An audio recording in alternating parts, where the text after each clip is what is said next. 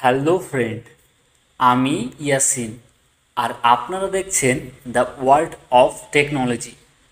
এর আগের ভিডিওতে আলোচনা করেছিলাম এলইডি কিভাবে কাজ করে, আর আজকের ভিডিওতে প্র্যাকটিক্যালি আলোচনা করে দেখাবো ফায়ার অ্যালার্ম কিভাবে কাজ করে এবং কিভাবে সিম্পল ফায়ার অ্যালার্ম সার্কিট তৈরি করা হয়।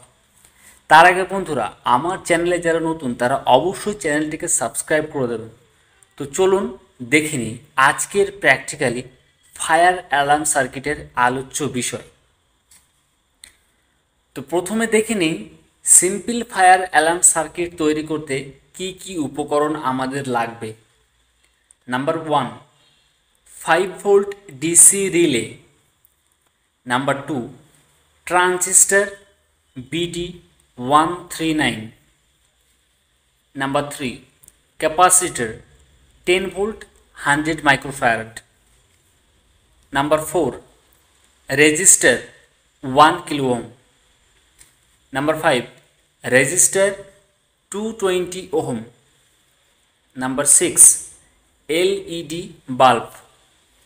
Number 7, 5 mm IR receiver LED. Number 8, 5 volt buzzer. Number 9, 3.7 volt battery. Number 10, switch. তো বন্ধুরা চলুন দেখে নিই সার্কিটটি কিভাবে তৈরি করা হচ্ছে। আর চাইলে এই সার্কিটটি আপনারাও তৈরি করতে পারেন, বাট ইলেকট্রিক্যালের যে কোনো কাজ করার আগে অবশ্যই আপনারা সেফটি নিয়ে করবেন। তো চলুন শুরু করা যাক আজকের ভিডিওর মূল প্র্যাকটিক্যালি বিষয়।